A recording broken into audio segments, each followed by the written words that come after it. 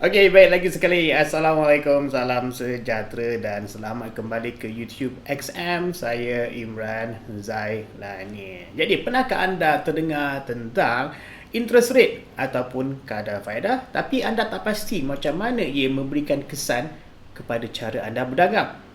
Jadi, dalam pasaran kewangan, kadar faedah adalah satu perkara yang sangat penting, bukan sekadar data ekonomi. Kerana ia boleh memberikan kesan yang sangat besar kepada kebanyakan instrumen seperti mata wang, emas, saham dan juga sentimen pasaran secara keseluruhan. Secara mudahnya, bila kadar faedah ditingkatkan, mata wang sesebuah negara tersebut biasanya akan menjadi lebih menarik bagi pelabur. Sebab apa?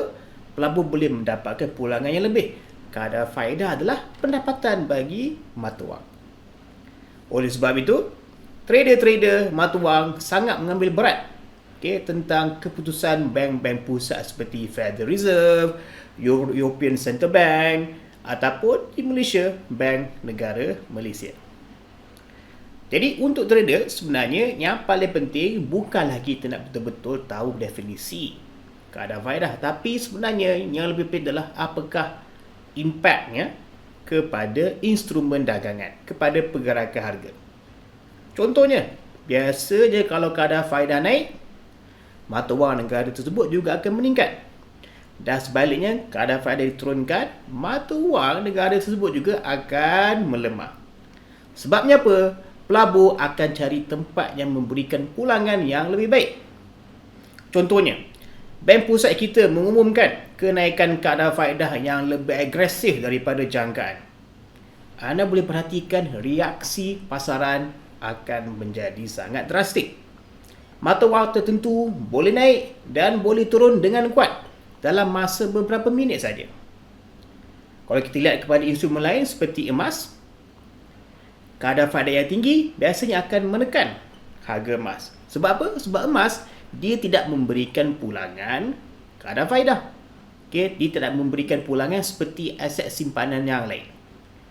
Jadi bila kadar faedah ditingkatkan, sesetengah trader akan memilih instrumen yang memberikan pulangan yang lebih menarik berbanding dengan emas. Satu lagi perkara penting adalah jangkaan pasaran. Bukan sekadar apa data yang diumumkan, tapi apa jangkaan pasaran yang akan dibandingkan dengan data tersebut. Kadang-kadang kita tengok keputusan nampak biasa, tapi harga boleh bergerak dengan drastik. Sebab apa? Sebab dia melebihi jangkaan. Jadi untuk trader, jangan hanya kita lihat kadar faedah ni sebagai berita saja, tapi kita ambil dia sebagai isyarat yang besar yang boleh menggerakkan harga pasaran. Ringkasnya, naik kadar faedah, currency boleh kuat. Kadar faedah turun, currency boleh melemah. Dan juga gold dan juga risiko market juga akan terkesan dengan perubahan kadar faedah. Okey, yang paling penting kita kena faham apa yang pasaran jangkakan tentang tindakan kadar faedah, bukan hanya pengumuman itu sahaja. Jadi kalau anda seorang trader yang berdagang mata wang, yang berdagang emas ataupun mungkin saham, berita berkenaan dengan kadar faedah memang wajib anda masukkan dalam watchlist anda.